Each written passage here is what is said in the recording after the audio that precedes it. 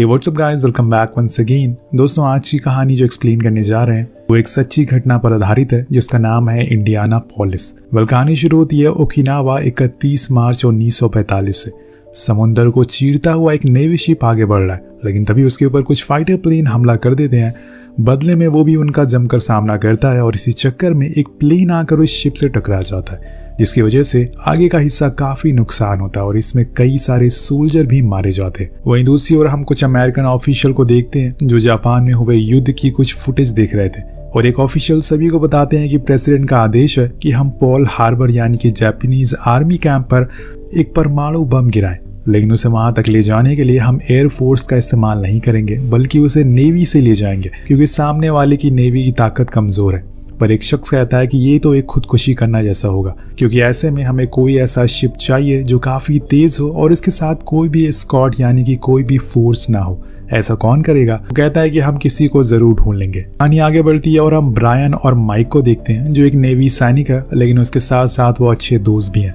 आज ब्रायन अपनी बचपन की दोस्त क्लारा के घर जाता है और उससे मिलने के लिए, पर वो नीचे ही रुक जाता है और तब तक माइक ऊपर चला जाता है और वहां जाकर क्लारा के साथ डांस करने लगता है। और तभी वहां ब्रायन भी आ जाता है और उन दोनों को देखकर समझ जाता है कि ये दोनों एक दूसरे को पसंद करते हैं, पर वो कुछ बोलता नहीं क्योंकि वो भी क्लारा को पसंद करता था। अब सीन शिफ्ट होकर पहुंचता है सैन फ्रांसिस्को पोर्ट, जहां पर हम एक विशाल जहाज को देखते हैं जिसके आगे के हिस्से की मरम्मत हो चुकी है। दरअसल ये वही शिप है जिसको हमने कहानी की शुरुआत में देखा था। इसके कैप्टन है फिलिप, जो बहुत ही कामयाब और बहादुर कैप्टन है। उन्होंने कई सारे मिशन को बहुत ही आसानी से पूरा कर लिया है। उसी दौरान वहां पे अमेरिकन ऑफिसर आते हैं जो कैप्टन फिलिप के साथ अकेले में बात करते हैं और उन्हें बताते हैं कि प्रेसिडेंट ने आपको इस मिशन के लिए चुना है। आपके शिप पर जो बॉक्स जिन्हें आपको सेफली कीनी और फिलिपनी नाम की जगहों पर डिलीवर करना है। तो वो कहता है कि ठीक है, पर हमें स्कॉट कहाँ से मिलेगा? वो ऑफिसर कहते हैं कि यह मिशन टॉप सीक्रेट है और इसे सिर्फ प्रेसिडेंट कंट्रोल कर रहे हैं। अगर हमने स्कॉट किया तो जापानीज को पता चल जाएगा कि हम उनके एरिया की तरफ आ रहे हैं, इसलिए तुम्हें अपने क्रू के साथ ये काम अकेले ही करना होगा। ये कैप्टन के लिए थोड़ा डरावना था क्योंकि किसी भी समय उन्हें जापानीज हमला कर सकते थे और उस समय उनके पास कोई कवर नहीं होगा। उधर हम देखते हैं कि ब्रायन और माइक को भी इस मिशन के लिए अपॉइंट कर लिया गया है, लेकिन जाने से पहले माइक क्लारा को शादी के लिए प्रपोज करना चाहता है, इसलिए वो उसके डैड से मिलने जाता है, पर वहाँ उसकी बेइज्जती हो जाती है, जिस वजह से वो बाहर आ जाता है और वहां पर उसके कुछ साथी की आपस में लड़ाई हो जाती है, जिन्हें छुड़ाने के लिए वो उनके पास जाता है। पर उसी दौरान उसके पॉकेट से वो रिंग गिर जाती है जो असल में क्लारा के लिए लाया था।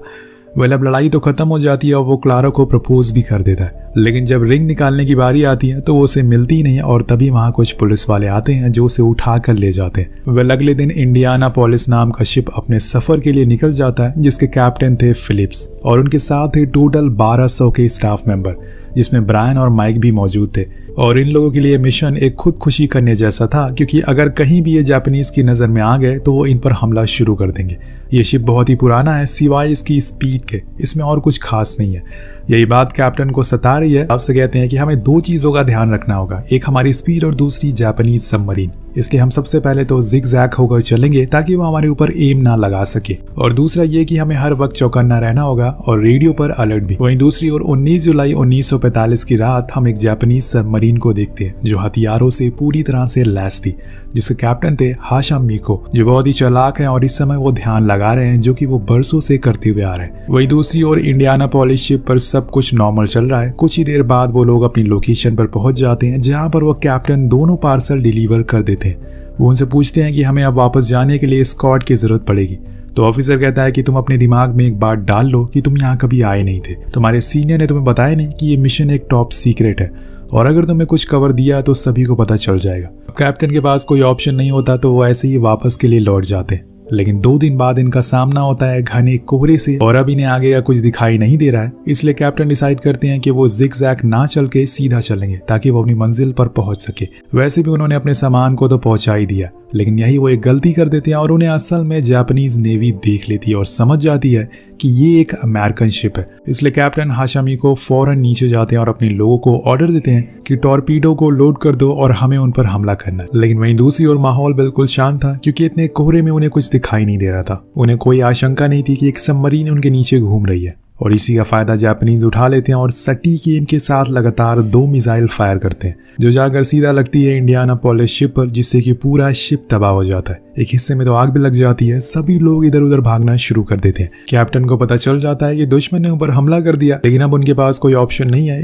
अब इसके आगे वो कुछ और सोच पाते कि तभी एक और टॉर्पीडो आकर लगती है, जिससे कि शिप बीच वाले हिस्से में दरार आ जाती है। अब वो टूटने की कगार पर आ चुका था। अंदर जितने भी लोग थे उनमें आधे से ज्यादा जख्मी या फिर मारे जा चुके थे। और इसी दौरान हम 2 कैदियों को भी देखते हैं जो शिप में थे, जो बाहर निकलने की कोशिश कर रहे थे लेकिन निकल नहीं पाते। तभी एक आदमी आकर उन्हें चाबी देता है और उन्हें खोलता है, पर जब दूसरे की बारी आती है तो वो चाबी नीचे गिर जाती है और इतने में शिप हिलना शुरू हो जाता है। ऊपर डेक पर सारे रेडियो ऑपरेटर किसी से मदद मांगने की कोशिश करते हैं और बड़ी ही देर बाद उनका रेडियो फिलीपीन बेस से कनेक्ट होता है, लेकिन उन्हें लगता है कि ये जरूर किसी दुश्मन की चाल है और इसीलिए वो मदद के लिए मना कर देते हैं। अब कैप्टन फिलिप्स के पास एक ही चारा बचता है, वो था इस शिप को छोड़ देना। तो वो ऑर्डर देते हैं कि सभी लोग लाइफ बोट को नीचे फेंकना शुरू कर दो। शिप का पूरा ऑयल पानी में फैलना शुरू हो जाता है। उधर लोग पानी में कूद रहे थे अपनी जान बचाने के लिए, लेकिन तभी एक धमाका होता है जिससे कैप्टन फिलिप झटके से पानी में गिर जाते हैं और अपने साथियों से दूर हो जाते हैं। कुछ ही समय के बाद हम देखते हैं कि शिप बीच से अलग हो जाता है और आहिस्ता आहिस्ता पानी की गहराइयों में समा जाता है। पानी में हर जगह आग लगी हुई है, लोग चिल्ला रहे हैं, लेकिन उनकी मदद के लिए यहाँ पर कोई नहीं है। बड़ी ही देर बाद सूरज निकलता और हम साफ साफ उस मंजर को देख पाते हैं। चारों तरफ लोग जख्मी हालत में पड़े थे। जिसको जो मिला वो उसी के सारे जिंदा बचा हुआ था। 1200 में से तकरीबन 900 लोग ही जिंदा बच पाए थे और अभी तो इनका सफर बहुत ही लंबा है। अब ये समुद्र के बीच में है, यानी कि शार्क के घर में। क्या पता कब ये 900 की गिनती आधी हो जाए। यहाँ पर जितने भी लोग थे वो आपस में 2 टीम में बना लेते हैं। एक टीम को कर्नल संभाल रहे थे, दूसरी टीम को कमांडर, जिसमें ब्रायन और माइक भी थे। अब लेफ्टिनेंट ऑर्डर देते हैं कि लाइफ बोट पर सिर्फ जख्मी और ऑफिसर ही बैठेंगे, जो बाकी लोग हैं वो नीचे रहेंगे। इसी दौरान हम कुछ सोल्जर को देखते हैं जो बहुत ज्यादा जख्मी थे। उनका खून पानी में बह रहा था और इसी चक्कर में वहां पर कुछ शार्क आ जाती हैं जो बहुत से लोगों को खींचकर अपने साथ ले जाती हैं, जिससे कि वहां पर अफरा तफरी मच जाती है। ऐसे में कुछ और शार्क इनकी तरफ बढ़ना शुरू करती हैं क्योंकि आज इनकी दावत होने वाली है। उधर कैप्टन जो धमाके के बाद अलग हो गए थे वो तैरते हुए एक राफ्ट के पास आते हैं जिसमें 2 सोल्जर थे और दोनों ही जख्मी हालत में थे। एक का तो पैर उसके हाथ में था। अब ये देखकर वो फौरन उसे पेन किलर देते हैं और फिर आगे क्या करना है सोचने लगते हैं।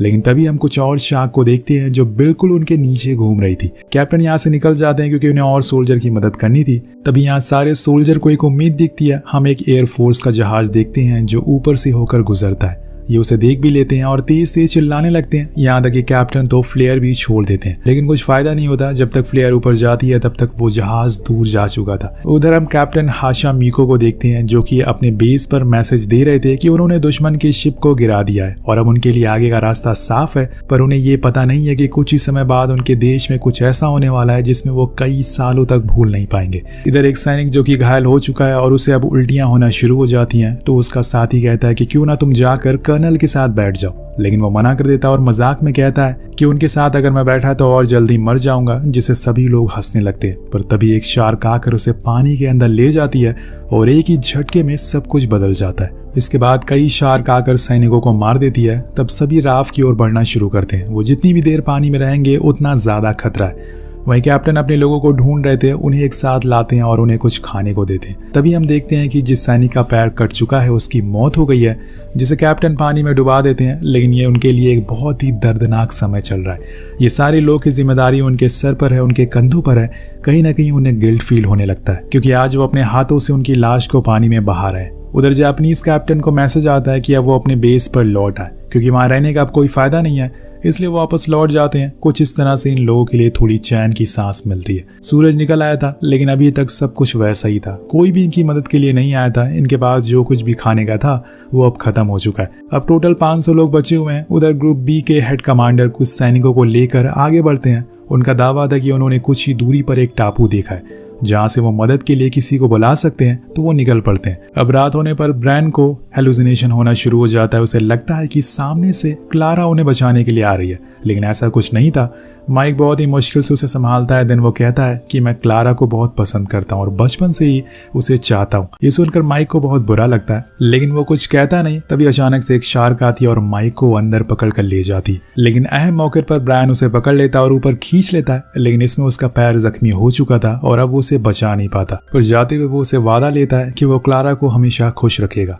अब ब्रायन ने ऐसा कभी सोचा नहीं था कि उसका दोस्त ऐसे छोड़कर उसे चला जाएगा, इसलिए वो वहीं रोने लगता है। लेकिन जो जा चुका है वो कभी लौट कर वापस नहीं आता। अब सुबह हो जाती है, जो लोग आइलैंड को ढूंढने के लिए गए थे वो लौट आए, लेकिन उसमें से आधे से ज्यादा लोग मर चुके हैं, जिसमें से कमांडर भी थे। और जो बचे हुए हैं उनमें भी इतनी ताकत नहीं बची कि वो खुद को संभाल सके। और तभी एक शार्क उनके राफ्ट को पलट देती है और जितने भी लोग बचे थे उन्हें भी मार देती है। अब यहाँ दोस्तों केवल 300 लोग बचे हैं और सभी को शार्क अपना शिकार बना रही है। किसी को भी अब उम्मीद नहीं है कि वो खुद को बचा पाएंगे, क्योंकि अगर वो शार्क से बच भी गए तो भूख और प्यास से मारे जाएंगे। इसलिए सब लोग गॉड का नाम लेते रहते हैं, क्या पता कुछ चमत्कार हो जाए।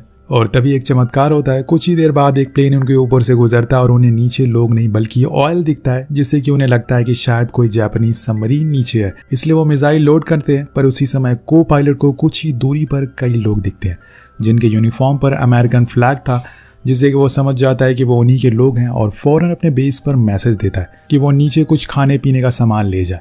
थोड़ी देर में एक बड़ा प्लेन उस लोकेशन पर जाता है जिसके अंदर कैप्टन एड्रियान थे, लेकिन तभी उन्हें ऑर्डर आता है कि पानी में लैंड नहीं करना है। लेकिन वो उनकी बात नहीं सुनते और वो वहीं उतर जाता है। सभी सैनिकों को अपने प्लेन के विंग पर बैठा लेते हैं, पर वो उन्हें लेकर उड़ नहीं सकते।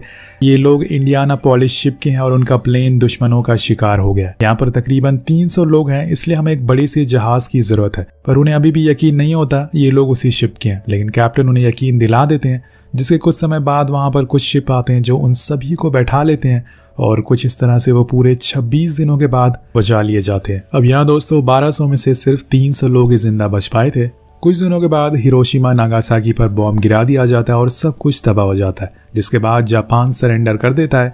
लेकिन अभी भी अमेरिकन इंडियानापोलिस शिप को डूबने का सीक्रेट रखते हैं। उधर सभी घायल सैनिकों को हॉस्पिटल में भर्ती कराया जाता है, जहां पर कैप्टन फिलिप्स आते हैं और अपने बचे हुए साथी को देखते हैं। कुछ महीनों के बाद न्यूज आती है कि जंग खत्म हो चुकी है, सभी सोल्जर को उनके घर भेज दिया जाता है। लेकिन यहाँ पे अभी भी कैप्टन फिलिप्स को बुरे सपने आ रहे हैं। उन्हें लगता है कि वो अभी भी पानी में डूब रहे हैं और कोई उन्हें मारने की कोशिश कर रहा है। उधर दूसरी ओर हम क्लारा के पास ब्रायन को देखते हैं। वो उसे शादी के लिए प्रपोज करता है, पर वो कहती है कि वो माँ बनने वाली है।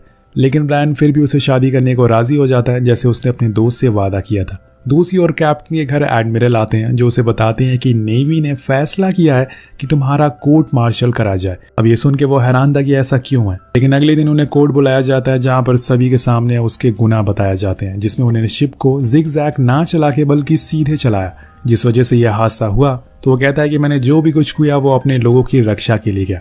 मुझे आपसे ज्यादा दुख है क्योंकि मैंने अपने शिप और अपने लोगों को अपनी आंखों के सामने डूबते हुए देखा है। ये सुनकर सभी लोग की आंखों में आंसू आ जाते हैं। तभी वहां पे हाशा मिको भी आता है, जो जापानीज नेवी का कैप्टन था। वो सभी के सामने कबूलता है कि अगर अमेरिकन शिप जिग-जैग भी चलता तो बच नहीं पाता, क्योंकि हम उसके बहुत ही करीब थे और हमने 6 टॉर्पीडो फायर किए। अब ये सब सुनने के बाद फैसला लिया जाता है कि फिलिप नॉट गिल्टी है, लेकिन फिलिप्स को नेवी से बाहर निकाल दिया जाता है। हम कुछ लोगों को बाहर देखते हैं जो फिलिप्स के खिलाफ विरोध भी कर रहे थे। अब सेशन के बाद हाशा मिको और फिलिप्स आपस में मिलते हैं। दोनों की आंखें नम थी। दोनों को ये अच्छे से पता था कि जो उन्होंने किया वो गलत था। अगर फिलिप्स उस परमाणु बम को अपनी जगह पर नहीं पहुंचाते तो आज शायद जापान के लाखों लोग जिंदा होते। अगर हाशा मिको ऑर्डर नहीं देते तो आज कई सारे अमेरिकन सैनिक भी जिंदा होते। लेकिन दोस्तों कहीं ना कहीं दोनों को पता था कि उन्होंने अपनी ड्यूटी निभाई है, लेकिन इंसानियत के लिए दोनों को पछतावा होता है। दोनों अपने अपने रास्ते निकल जाते हैं, लेकिन कैप्टन के मन में उस दिन के बाद से एक गिल्ट बैठ गया। शायद उन्हें इस बात का अंदाजा हो चुका था कि अगर वो उस दिन उस पार्सल को डिलीवर करने के लिए नहीं जाते तो आज परमाणु बम नहीं फटता। वो खुद को उनकी मौत का कारण मान रहे थे और इसलिए वो अपने घर में खुदकुशी कर लेते, जिसके साथ ये कहानी का अंत हो जाता है। दोस्तों ये कहानी से यही सीख मिलती है कि वॉर यानी कि जंग हमेशा तबाही लाती है, चाहे किसी की भी जीत क्यों ना हो। वेल आपको ये कहानी कैसी लगी नीचे कमेंट करके जरूर बताएगा। मिलते हैं आपसे अगली वीडियो में। Thank you so much watching. Peace out.